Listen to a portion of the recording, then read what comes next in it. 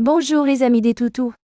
La mauvaise haleine de votre chien n'est pas juste désagréable, c'est souvent un signe d'alerte. Aujourd'hui, on parle d'hygiène bucco-dentaire, un sujet crucial pour leur bien-être que nous oublions parfois. Laissez-moi vous raconter l'histoire touchante de Sophie et de son fidèle compagnon, un adorable labrador nommé Max. Sophie adorait Max, mais elle avait remarqué que son haleine devenait de plus en plus forte au fil du temps. Elle pensait que c'était simplement normal pour un chien. Une idée malheureusement très répandue. Un jour, Max a commencé à manger plus lentement, montrant une certaine hésitation devant sa gamelle. Parfois, il refusait même ses croquettes préférées. C'était un comportement très inhabituel pour lui. Il était moins joueur. L'énergie habituelle manquait. Max semblait un peu abattu et triste. C'est là que Sophie s'est vraiment inquiétée. Elle a décidé qu'il était temps de consulter un professionnel. Sans tarder, elle a pris un rendez-vous chez le vétérinaire pour comprendre ce qui n'allait pas.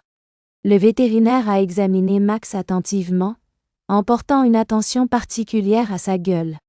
Le verdict est tombé: gingivite sévère et accumulation importante de tartre.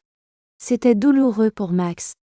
La mauvaise haleine de Max était bien plus qu'un simple désagrément. C'était le signe d'une infection. Non traitée, ces maladies peuvent causer des douleurs chroniques intenses et la perte de dents. Pire encore, elles peuvent impacter des organes vitaux comme le cœur et les reins de votre animal. C'est un problème silencieux, touchant près de 80% des chiens de plus de 3 ans. C'est alarmant. Heureusement, il existe des solutions simples et efficaces pour protéger la santé bucco-dentaire de votre compagnon. Premièrement, le brossage régulier des dents. Oui, c'est tout à fait possible et vivement recommandé. Habituez le jeune et utilisez une brosse et un dentifrice spécialement conçus pour les chiens.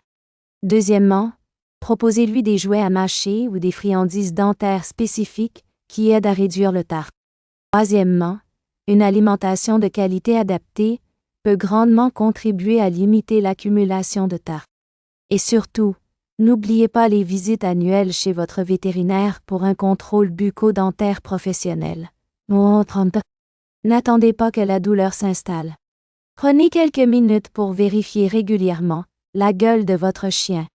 Si vous remarquez une mauvaise haleine persistante, des gencives rouges ou s'il a du mal à manger, consultez votre vétérinaire sans tarder. Il saura vous conseiller et agir au mieux. Votre chien vous remerciera par sa vitalité et ses baisers frais. Sa santé est précieuse. Pour plus de conseils précieux sur la santé de votre boule de poil, abonnez-vous à Bien-être Canin. Activez la cloche pour ne rien manquer de nos prochaines vidéos. À très vite les amis des bêtes.